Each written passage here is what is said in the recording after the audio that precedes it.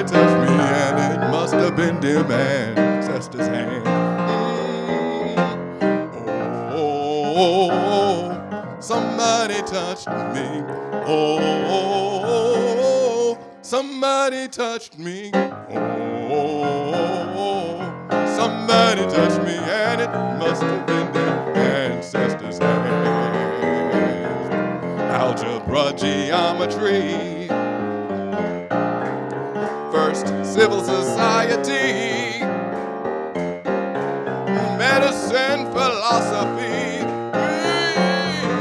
all made by our ancestors' hands.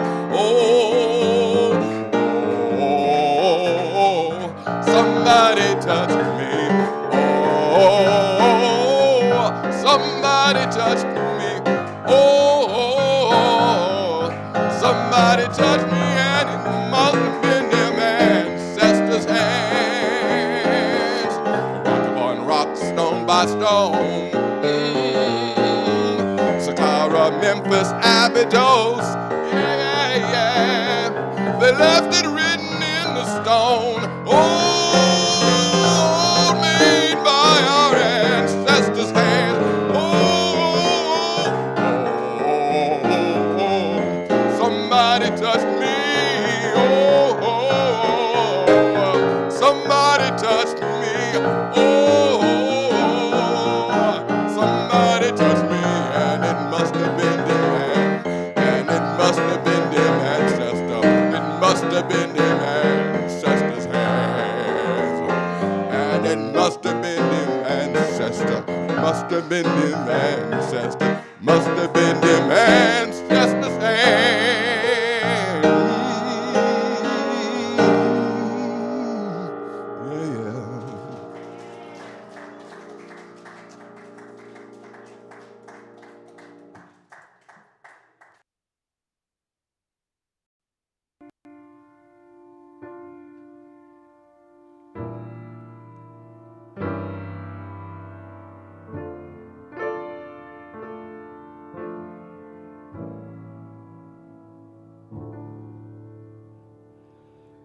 Wade in the water, wade in the water, children, wade in the water. God's gonna trouble the water. How I got over. How I got over. How I got over. How I got over. You know my soul is back and wonder how I got over. How I got over. Over. My soul is back and wonder how I got over. How I got over. Over. My soul is back and wonders. My soul is back and wonders. My soul is back and wonders how I got over.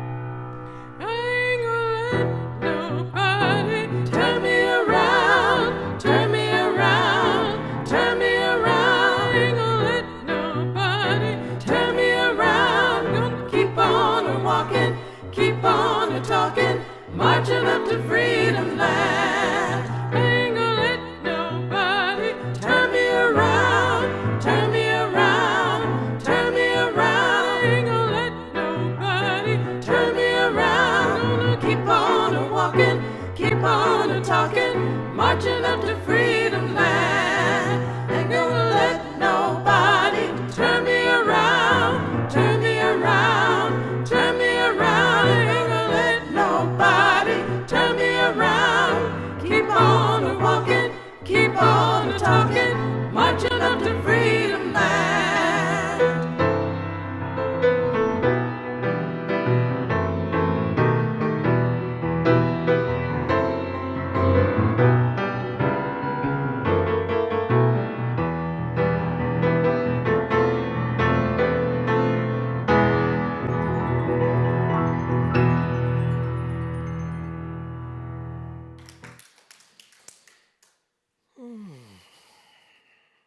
Good morning, heart and soul. Happy Black History.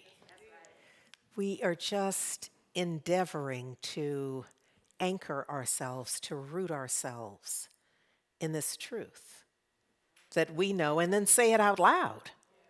Say it out loud, live it out loud. Yes, yes. One of the ways, and this is not the first time that I'm bringing this every week to remind you, and we may continue throughout the year because these are very different times than we had prayed for, we had set our watch for, if you understand what I mean. And so to be in alignment with, thank you, Martin. Somebody touched me, and it must have been them ancestors' hands. In order for us to be in more perfect alignment with ancestor guidance, it would be to support others who are not seeing in a given moment as clearly what the next step can be. Now, none of us necessarily knows exactly what that is, but I can tell you that the California Immigrant Policy Center does have some programs and some insight. So sometimes where we kind of slip and fall, would you understand if I say it that way, where we err in our ways, is when we start giving advice based on our opinion and our wounds and trauma. And it can be summarized with this notion of, ain't it awful? And wherever we go from there, rather than sharing from a point of there is something else. And there are those who are engaged, there are those who have made it their life work to supply the next step, to shine the light, to illuminate in a way. So what my ask is that if you're aware of someone who has immigrant needs, if you will. I don't know how to describe it because I don't know exactly what some of the things are. If you're tuning in at all, you know that there are major challenges and fear that is possibly running rampant. This could be a way to give someone, offer some grace, offer a moment where they can see clearly a way out. Yes, a way out of no way. I think you'd understand if I say it that way. Also, there is the LGBT Asylum Project, because likewise, there are those individuals who are frankly terrified, and someone could say for good reason. And we want to offer them resources, not our personal opinion about how bad it is. Yes? Okay. So I'm wanting us to be consistent and also creative in the ways that we get the good news word out, which is that folks are working in this so that we're not left to bring our potluck offering to the pity party, that we can instead bring resources. Yes? Okay. I love this. U.S. Senator and senior pastor Raphael Warnock is reminding us that Black history is American history. I know we know this. He's also reminding us that Black History Month is a time of celebrating the victories. Now, I understand that everybody has never appreciated Black History Month. It's just that now there's a bully pit. Now there's a megaphone around it. But this isn't the first time. We didn't get here by listening to folks who have no interest in our next step, in us stepping up, in our freedom, in our joy, in our living life more fully. So this is just a reminder of our victories and steadfast resilience of generations of Black Americans who've accomplished incredible feats and bent the arc of the moral universe. I'm doing this, and every week I do this to remind us, because my prayer is that if there's a moment where the light dims for you, you might remember some of these words. My prayer is that you've taken some of it to heart, or maybe you've taken a photo of the slide. I mean, it really doesn't matter how you get there, as long as you get there where you can stand knowing something beyond fear.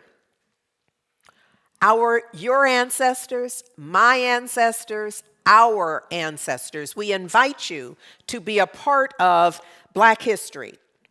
If you're in the room, I'm hoping I'm not blocking you, and if I am, I'm going to be out of the way soon.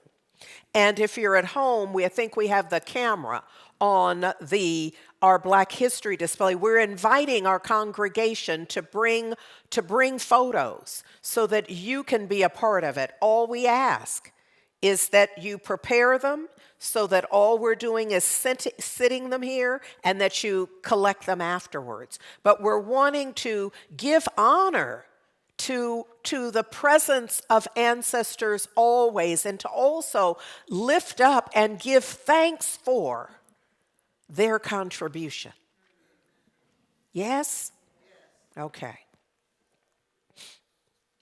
So this month, we are in February. Of course, it's Black history, and it's also us illuminating, lifting up Black love.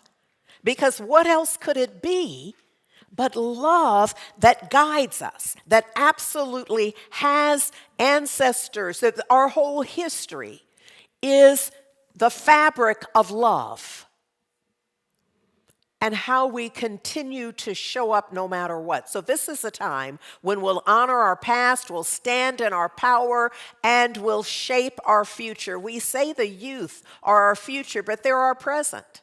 And if we really look at Black history, we'll see that they showed up when adults didn't in the same ways. So that's no shade for the adults. But there was a time when the youth of the movement, doing sit-ins and bus rides, literally said, keep the adults out of it. Let them support us, but don't let them take it over.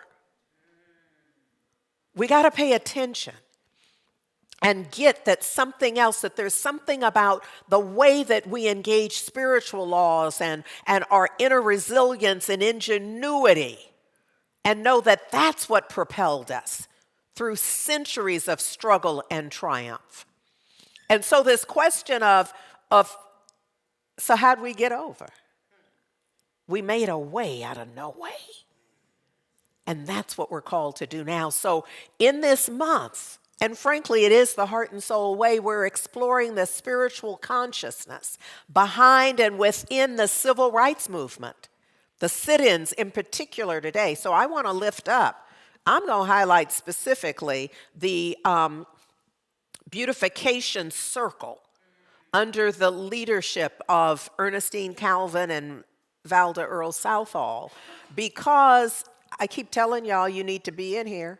Because if you're not in here, you don't have a way of seeing how they have replicated a lunch counter.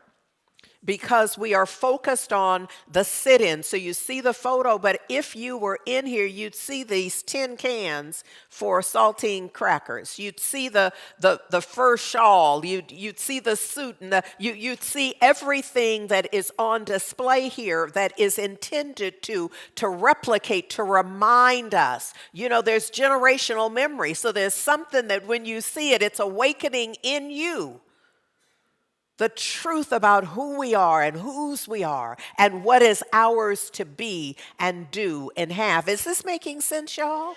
All right.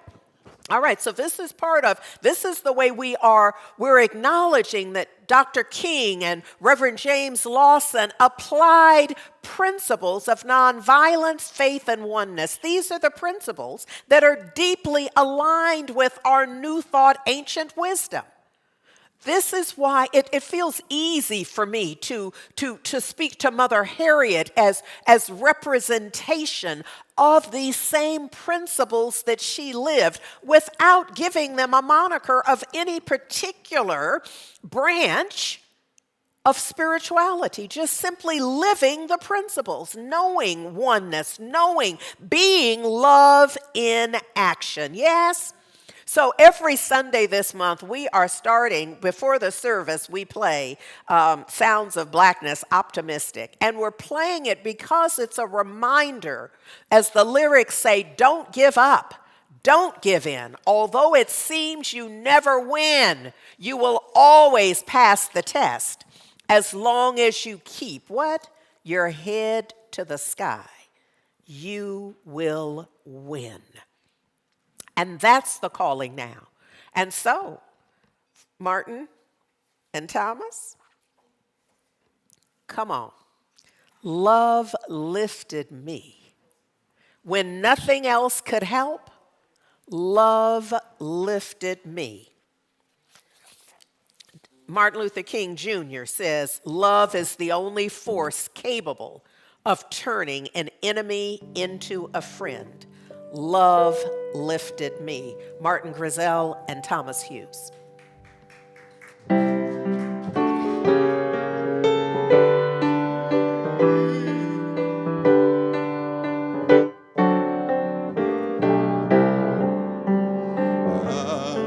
Sinking deep in fear, far from the peaceful shores, very deeply stained within, seeking to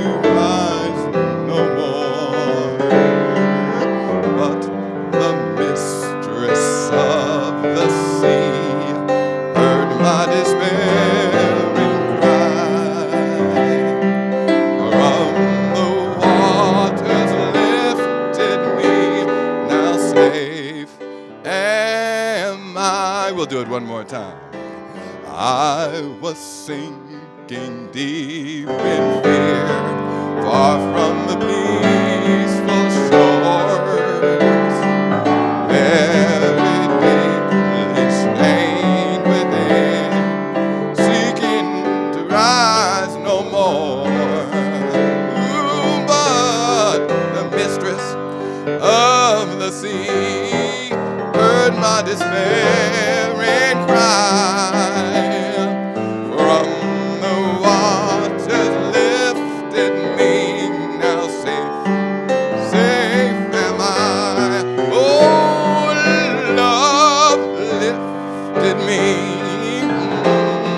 Love lifted me, thank you, when nothing else could help. Love lifted me, oh, love lifted me, yeah, love lifted me, oh, when nothing else could help.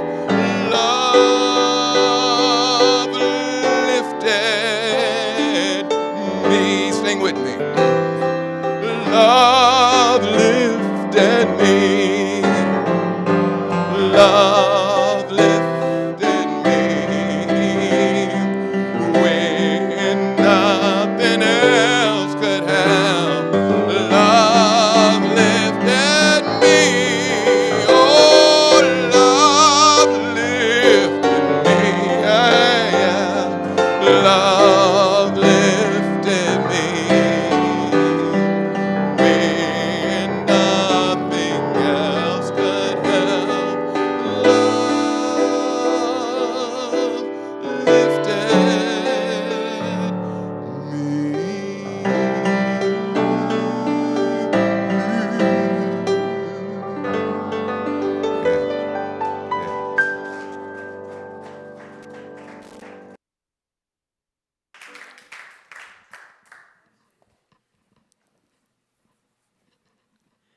Thank you, Martin. Thank you, Thomas. Yes. Yes. Love lifted me. On this adventure in faith, where we are focused in knowing that it all unfolds from the inside out, Dr. King offers us this: hatred paralyzes life, love releases it.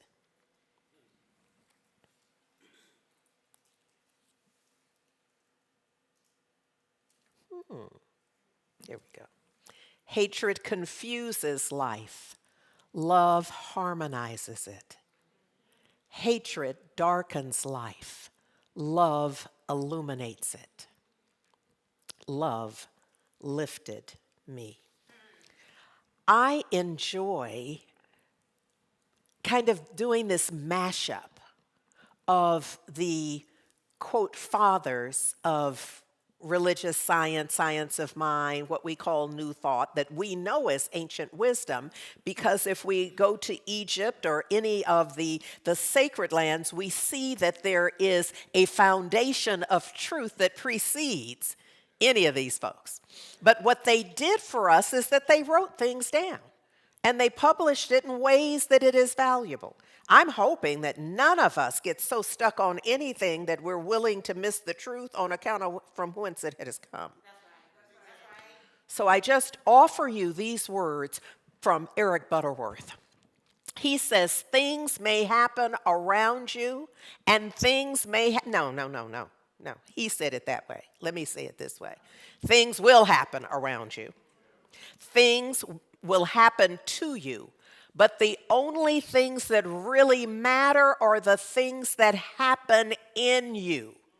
It is from the inside out that we are living life. And we see this in our ancestors. We know this because we have Mother Harriet here sitting over us, if you will, sitting vigil in a sense, knowing that whatever was external to her circumstances was not what led her life, that it was an inner knowing, an inner impulse that moved her and that moved us. This is for us to know and remember. Another pearl: stand guard at the portal of your mind. Why? Because if you let it wander off, I tell you, like an untrained dog, just humping legs and running after cars and carrying on, if you let your mind get back over here and focus on this truth. Get back over here and know that love lifted me.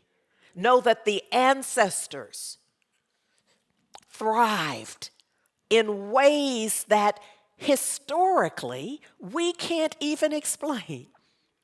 Who here can explain how it is that Mother Harriet was free? How did she, the size of the plant, I often think about this, just given that, because we talk about it like, and if we're not aware of plantation size, we might be thinking like she left my front door and walked to, like lot size here in Oakland. So you left my front door and said, I'm going to be free, and just had to walk to the property line. We're talking miles, acres of land. So you could get up and go, but you were still on that same enslaved area, potentially for hours. Is this making sense? You have to know something beyond what appears to be so. So you got to stand guard, Emerson is reminding us, at the portal of your mind. I come reminding you that this notion, because sometimes we, no offense, we kind of chicken out. We start out with our idea about it, and then we decide, what do we say? It's not worth it. Or that wasn't for me anyhow. But I'm saying to you, how can you know if you have not been sufficiently vulnerable to choose, commit, and do the work required? Here's the thing, there's always some work required. Always. Always there's some work required, and we have to step up to it. From slavery through Jim Crow to present day. How'd they get over? They were trusting, they were believing, they were engaging spiritual principle. They were making a way out of no way. Yes, sometimes we're waiting for a way to be made for us. How are we going to go?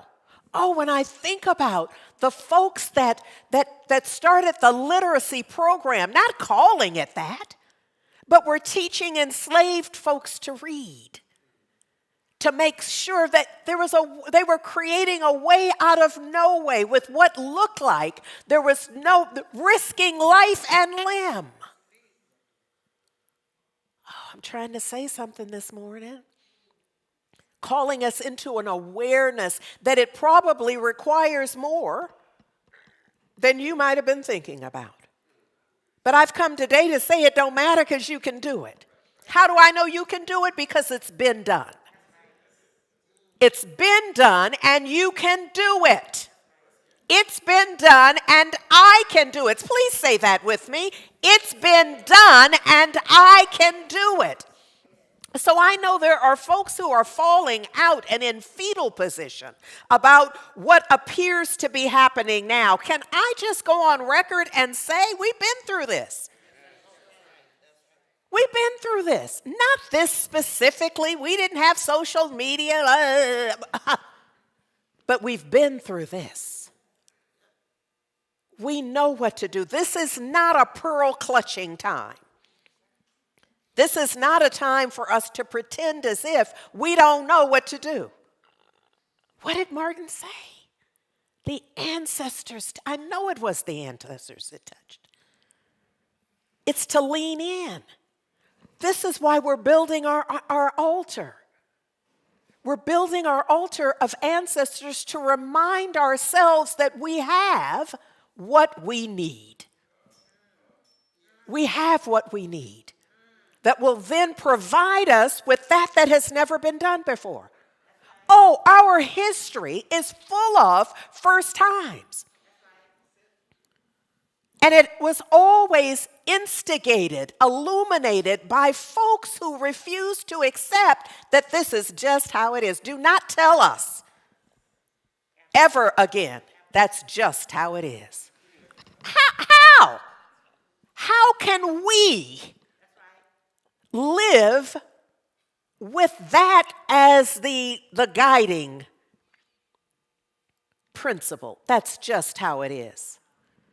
And Mother Harriet, forgive us as we have ever entertained an idea of that's just how it is. Oh.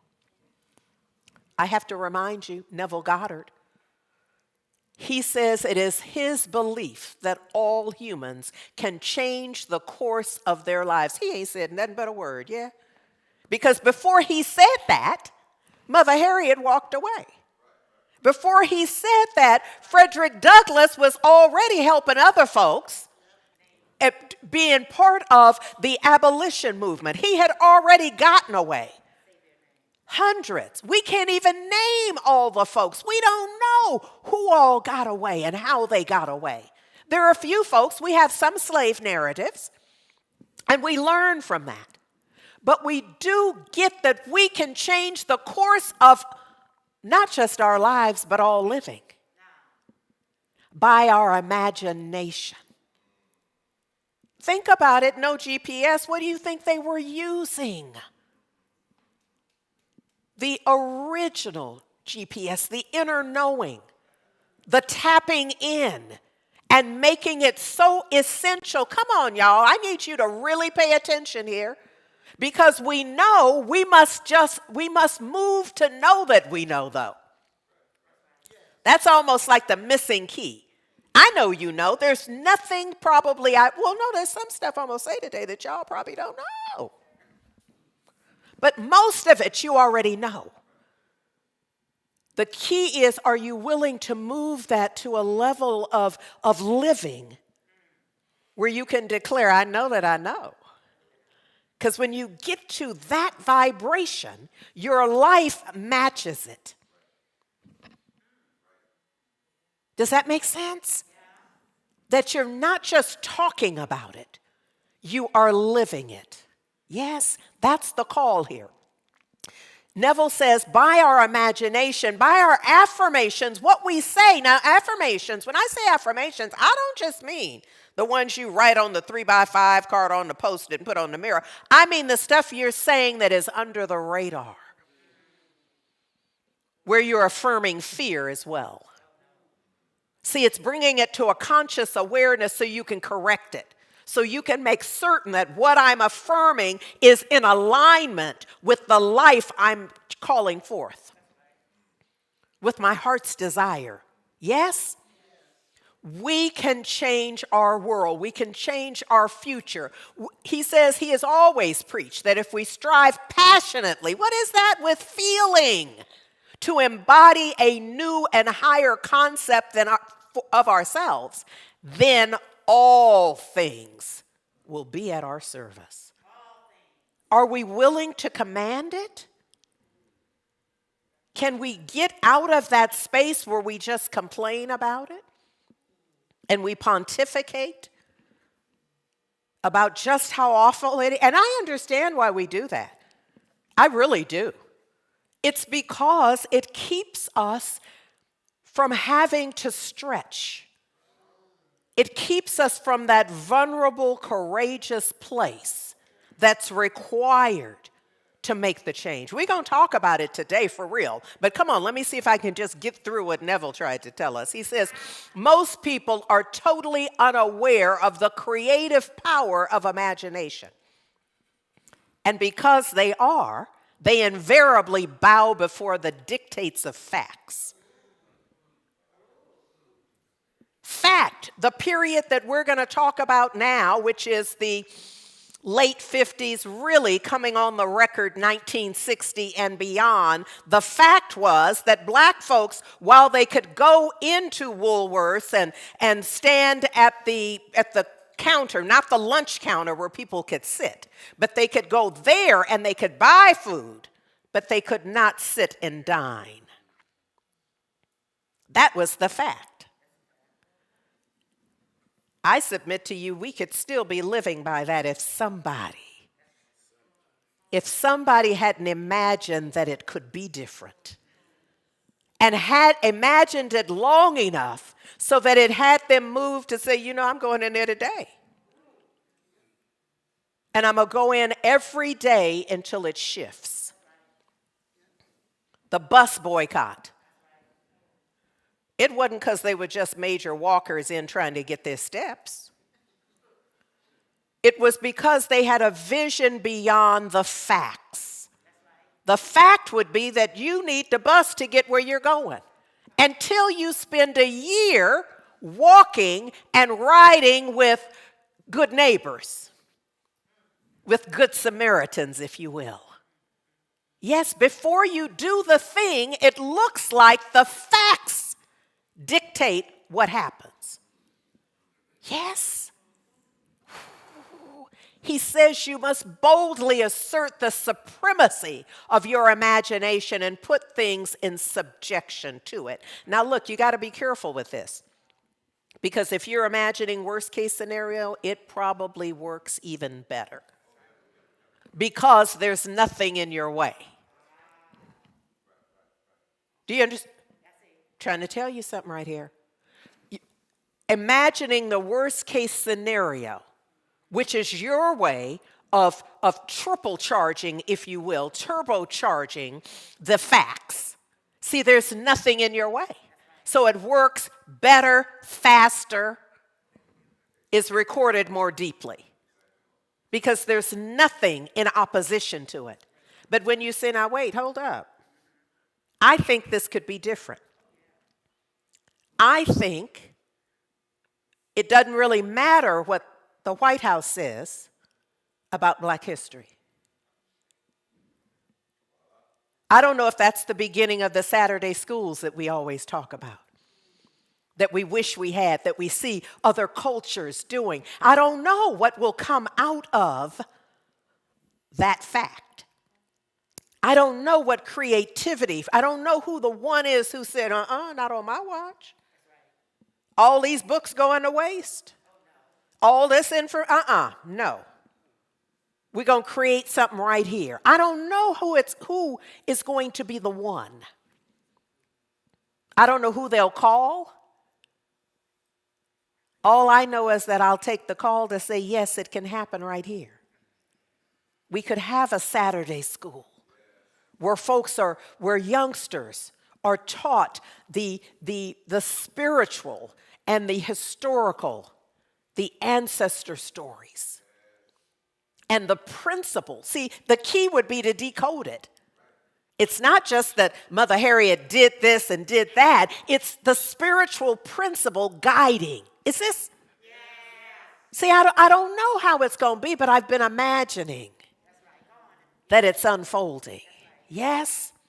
Look, this notion of making a way out of no way, that y'all know that throughout history, African Americans have acted to change and build their lives despite tremendous challenges and obstacles. And just as racism has taken many forms in American society, so have the solutions and the strategies that African Americans have developed to challenge it. By creating our own organizations and institutions, we've developed ways to address our needs and aspirations that fostered values of community, service, and mutual support. In making our own way out of no way, we have drawn inspiration, strength, and support from various resources, from our families and communities, and from a higher power, from the world of ideas, from the past, and from other people and places, and from within ourselves, from the inside out. By embracing the belief that change is always possible. I need you to say this with me. Change is always possible. Even in the bleakest of circumstances, we have exemplified a resilient spirit that is also fundamentally American. Do not try me. African in origin and fundamentally American in our expression of it. This is from the Smithsonian National Museum of African American History and Culture. And so I want to share with you today, very more specifically, I talked about him a little bit last week, Reverend James Lawson, who passed just last year, as a matter of fact. And last week, I also spoke about his brother, Reverend Phil Lawson, who was literally in Richmond. He was at the Easter Hill United Methodist Church, and so Phil was his younger brother. But James Lawson, many of us recognize his name because we know that he was with Dr. King at a number of points in history. And so I want to talk a little bit about what he was up to and bridge it so that you understand, so that we see the connection between our talk today, our message today, and our display as well. So for what was said about Reverend James Lawson by Reverend Walter Fluker, who was Professor Emeritus of Ethical Leadership at Boston University, he says, an entire generation of younger leaders first learned from him the power of nonviolent resistance as the most moral, practical, and effective tool for social transformation. In fact, this nation and the world are indebted to this largely unsung hero. He tells a story of being about fourth grade. And he acknowledges that, as a young boy, he was the family runner. So go get this, run down here, take this to her, and go pick up this for me. So he was off. Mother sent him off on a little errand. And as he is on this errand, he passes a car, and a parked car. And, I don't know if it's parked or not. He passes a car, and there's a little boy in the back seat who now is hanging out the window and calls him some names and says something to him. And he goes up and slaps the boy. and goes on. And when he gets back home, he tells his mother. And his mother gives him this talk, this lesson about nonviolence. That you can't, if you think you're going to slap somebody every time they call you out your name, that's not, one, you're not going to live long enough to tell that. And two, it's not living. And so she sits him down and gives him what becomes his first lesson in nonviolence. And he says that he never hit anybody ever again. But that was the first for him. So he's about fourth or fifth grade, as I recall, him telling it. He co-wrote a statement of purpose. And this is, as he is, okay, I'm going to have to do this different because my battery just went out. He co-wrote this piece. I'm so glad that I do it this way, that I do it. This statement of purpose that says, we affirm the philosophical or religious ideal of nonviolence as the foundation of our purpose, the presupposition of our faith, and the manner of our action.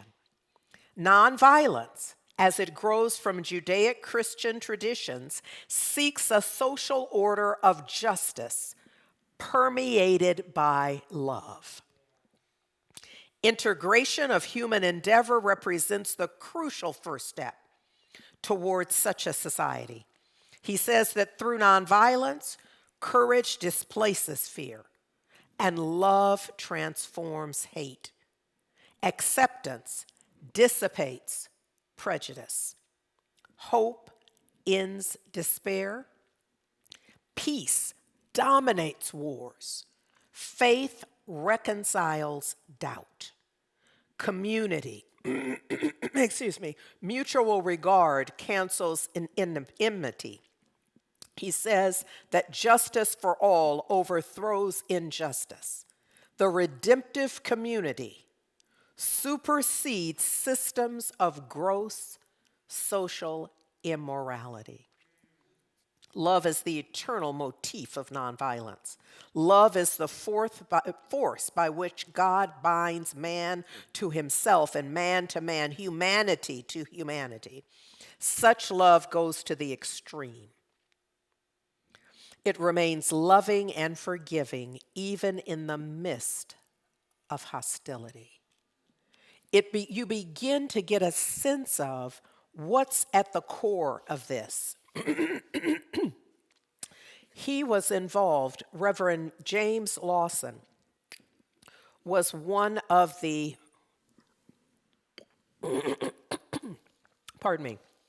main trainers for the young folks who were in sit-ins and also for the bus rides. Excuse me. And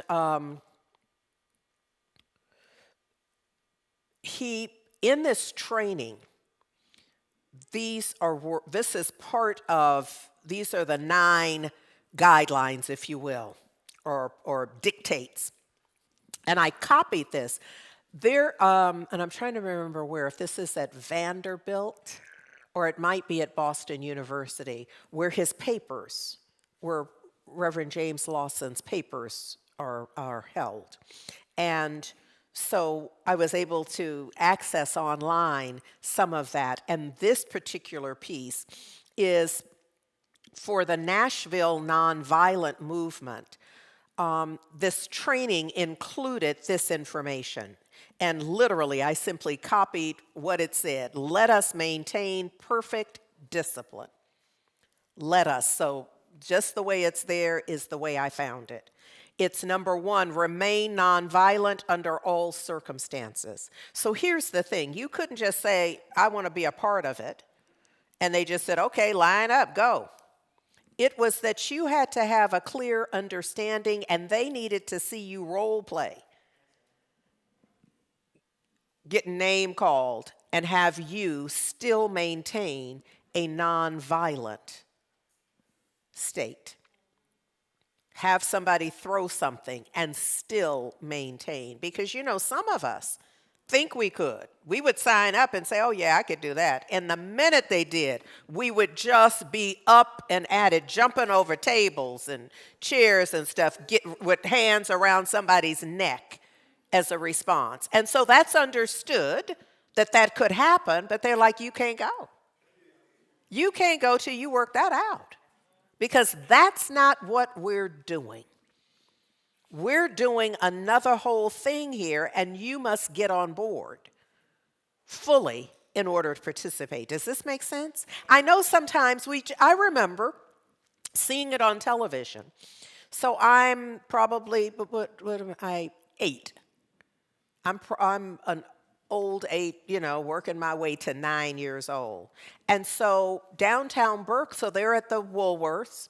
And we had a Woolworth downtown Oakland, but I lived in Berkeley, and we had Cresses. And so my thought was, well, let's go on down there. I can be a part of this.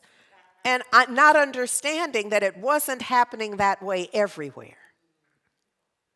But in time, where it was happening, where it needed to happen, it began, not the southernmost states. It took them the most northern states of the southern states were more quickly to shift the policies and all. But something has to happen in this. So it was to remain remain nonviolent under all circumstances. Be courteous and kind, even against discourtesy. Follow the decisions of the spokesmen, and they meant men. I usually correct it so that it's more inclusive, but they really meant men. It was very misogynist. They were very gender biased at that time within the civil rights movement. Even though women were working it out, they still had their issues about women standing in positions that they were often already in. Just, why are they in that position? But so I'm off topic now. All right. Return a smile for an expression of hate. Everybody here couldn't get in. Be like, okay, I'm out, because I know I'm not doing that. You understand what I'm saying?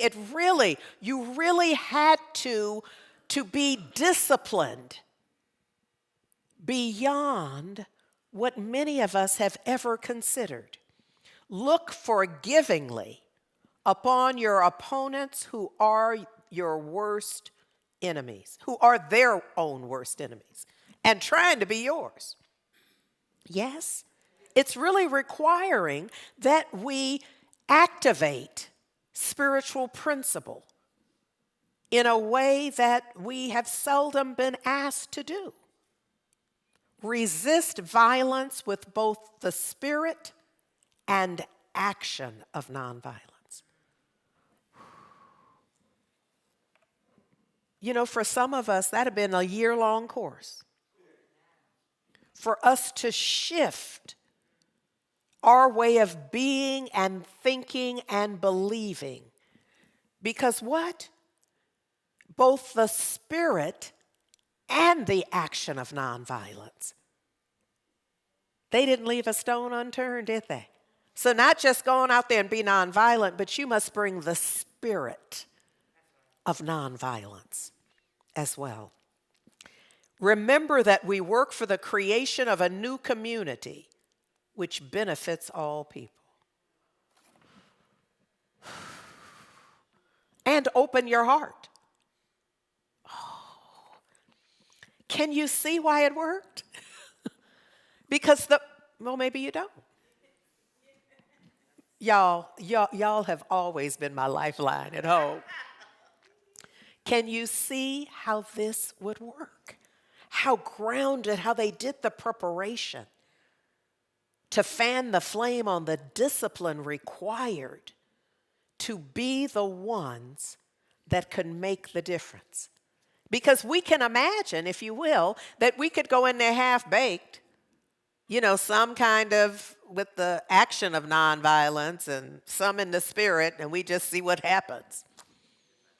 And pray that the world transforms from that little hit and miss approach. I'm trying to say something about what's required of us. See, I know it looks like I'm talking about the preparation for the sit-in. I'm really talking about the preparation for 2025. I'm talking about what's required of us. I guess I need to just say it. I thought it was kind of metaphorical. But I need to just break right through and say, this is about us. This is about us, y'all. Doing 2025 in a proven way. Straightening out all of that. And going with it. I know you got your own ideas, but what was number 3? Follow the decisions of the spokesmen in this case. But following the dictate of the leaders that say, this is the way we're going to go. We're going to go left. I know you got designs on right.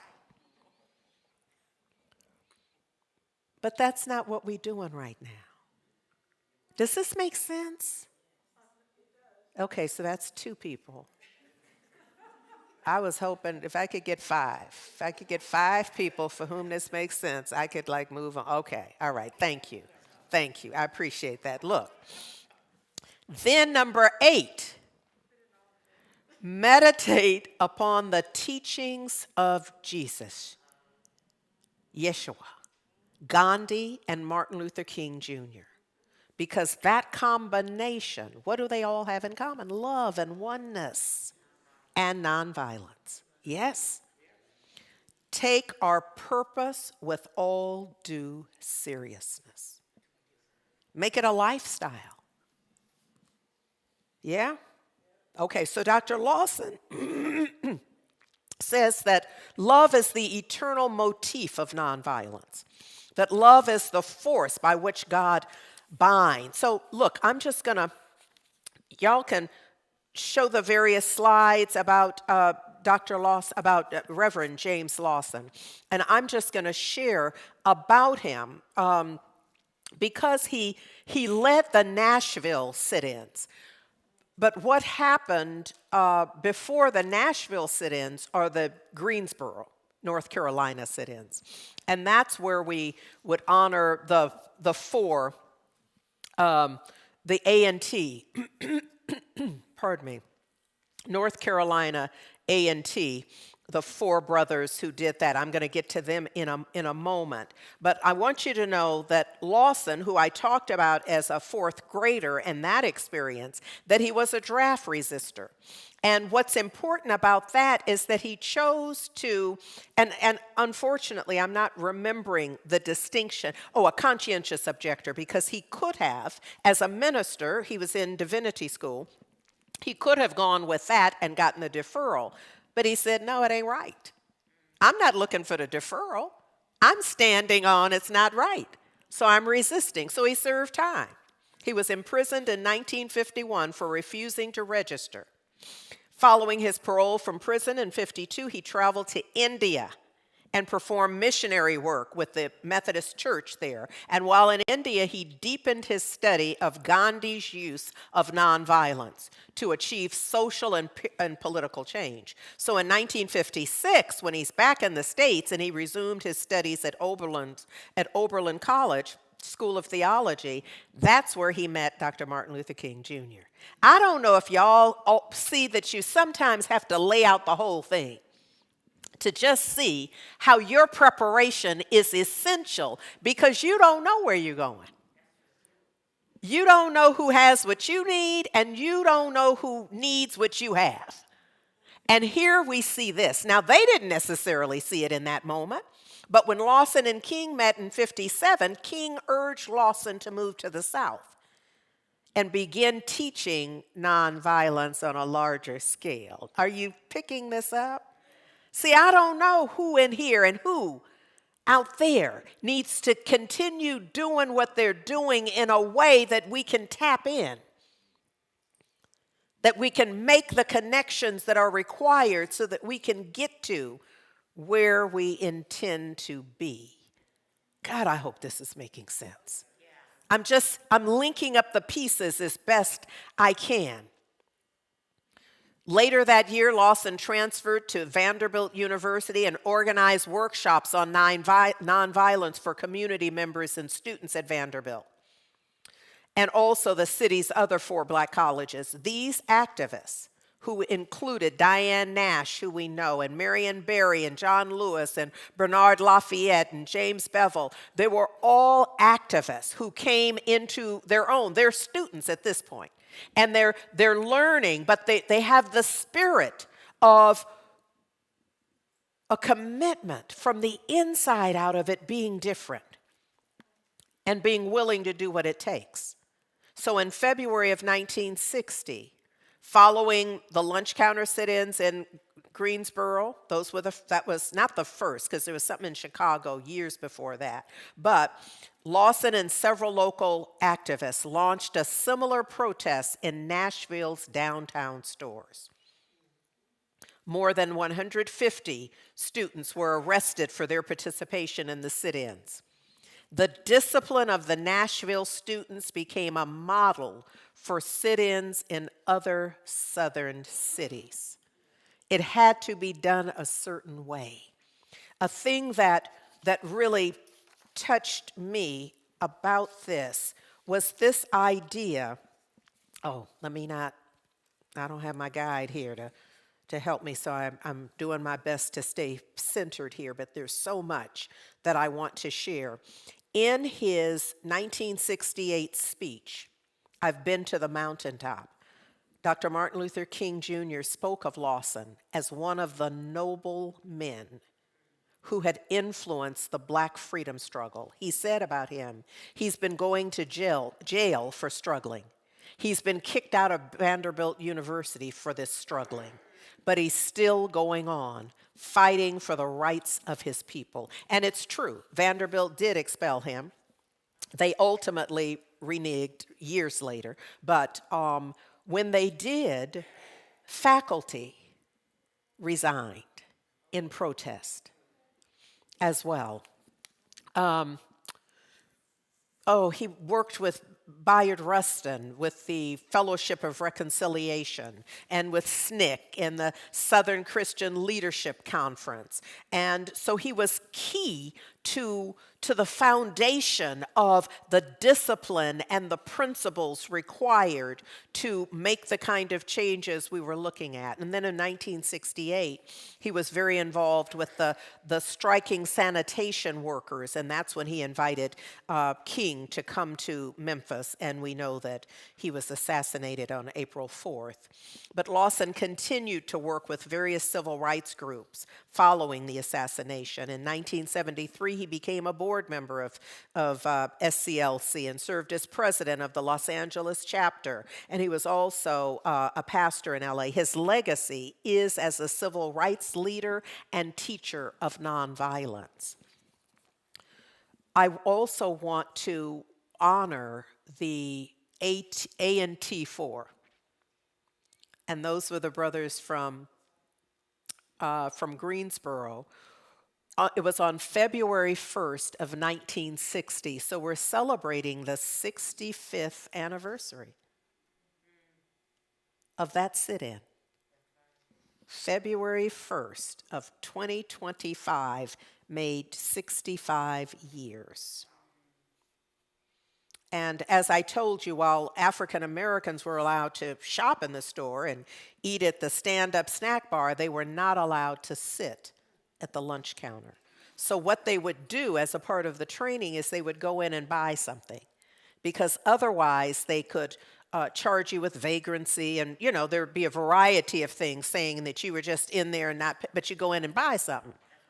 You understand that the order in this? I'm really trying to say something. We know how to do this thing. We simply have to be willing to do it and be it.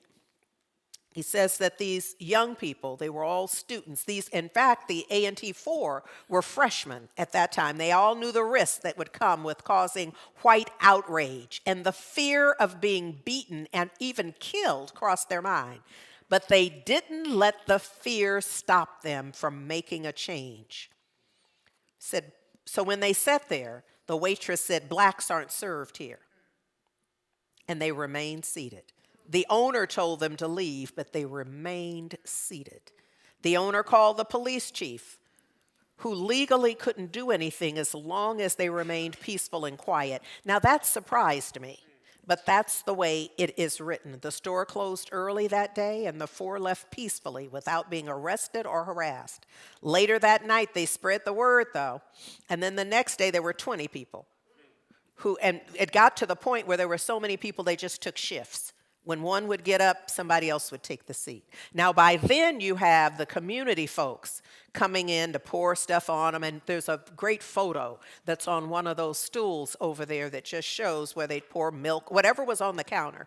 They'd just take it and pour on them and put it in their hair or pull it, whatever would happen. And of course, they responded with nonviolence. And more people kept coming. This is what I was looking for, that the sit-in movement destroyed a number of myths and stereotypes about Southern blacks that white segregationists had commonly used to support Jim Crow system. For example, with widespread and spontaneous demonstrations across the South, it became clear to observers that Southern blacks were not content with Jim Crow segregation.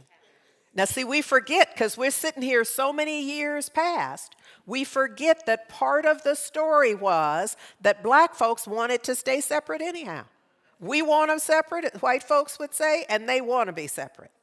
And so this disproved that. Also, that the grassroots nature of the protest arising locally from local black populations crushed the myth that all civil rights agitation came from outside of the South. And because y'all remember that was a huge part of it. It was Northern agitators. If they would just stay out of this, we would have one happy, we've been getting along. But this proved, no, we haven't. They're not as happy as you think. I want to close by sharing with you some quotes from the four. Y'all have seen the slide, yes? With the four up, good. So Jabril Kazan, who was at the time was named Ezell Blair Jr., said, "Thank God that we're protected from all danger, but we're dealing with psychological war. It wasn't about how big we were, it was about us being committed to a cause."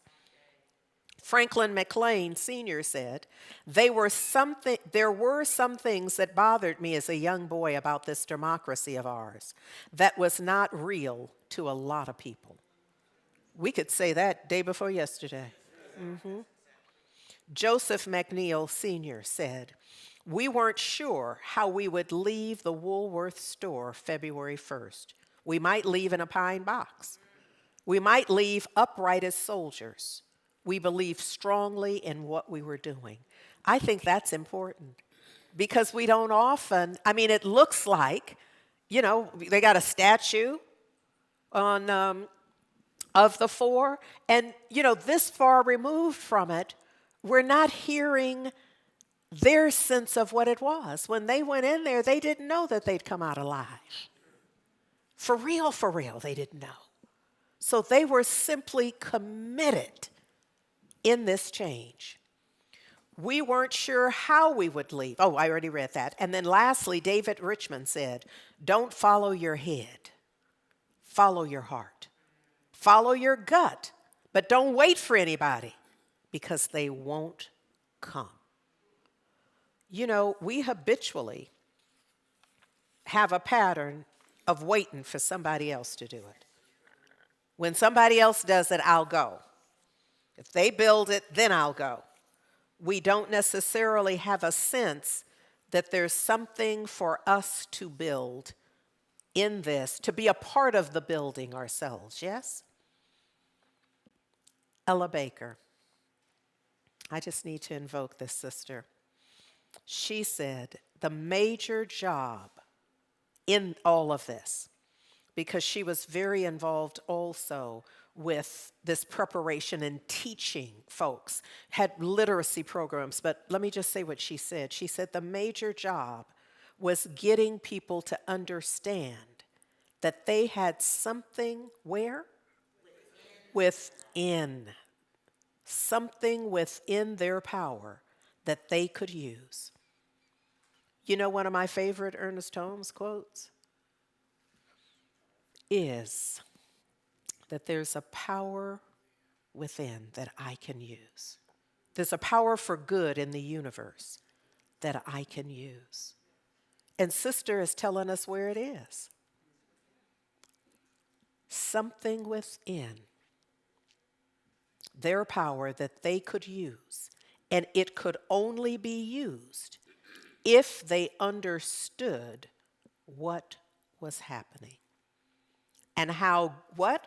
Group action could counter violence.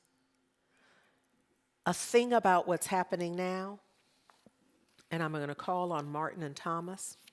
A thing about what's happening now is, well, no, it's not happening now. We brought it to this point. Is this notion that we can, I'm just going to do it by myself. I'm going to go over here. Y'all do that. I'm going to go over here and do this. I'm going to do me. As if me didn't just benefit from all the work that the community invested in the change. And so there's something that is calling us, no, we know what it is, that this is calling us into community. Martin and Thomas? I'm sorry, not Thomas, just Martin. That is calling us into a different sense of what is required of us in order for this next leg of the journey. In order for this next leg of the journey, what is required of us? And part of what's required of us is to keep our eye on the prize. Is to focus so clearly. Y'all know the scripture. I lift up mine eyes unto the hills from which cometh my help. Keep your eyes on the prize. Hold on. Martin? Annie Lou Hamer, bound in jail, wouldn't let her pay her bail. And keep your eyes on the prize. Hold on. Hold on. Hold on. Keep your eyes on the prize. Hold on. Tied her hands, beat her too, till her face was black and blue. But she kept her eyes on the prize. Hold on. Hold on. Hold on. Oh, keep your eyes on the prize. Hold on, and I got my hands on the gospel plow. Wouldn't let nothing stop me now. Keep my eyes on the prize. Hold on. Hold on. You gotta hold on. Oh, keep your eyes on the prize. Hold on. And the only chain that we can stand is the chain from hand to hand. Community, keep your eyes on the prize. Hold on. Hold on. Hold on. Keep your eyes on the prize. Hold on. Keep your eyes on the prize. Keep your eyes on the prize. Oh, let's double it up. Keep your eyes on the prize. Keep your eyes on the prize. Keep your eyes on the prize. Hold